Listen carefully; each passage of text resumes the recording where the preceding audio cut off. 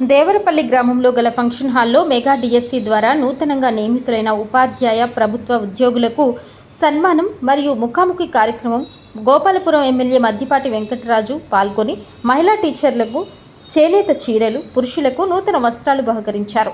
వారిని శాలువా కప్పి సన్మానించారు.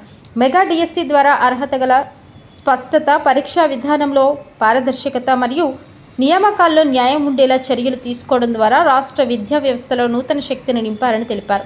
ప్రతి అర్హుడికి అవకాశం దక్కాలన్న దృఢ సంకల్పంతో నారా లోకేష్ ముందడుగు వేశారని ఎమ్మెల్యే అన్నారు. ఆంధ్రప్రదేశ్ను టెక్నాలజీ హబ్గా మార్చాలనే దృష్టితో నారా లోకేష్ విశాఖపట్నంలో గూగుల్ డేటా సెంటర్ స్థాపన కోసం అహర్నిశలు కృషి చేశారని ఎమ్మెల్యే వెంకటరాజు గుర్తు చేశారు.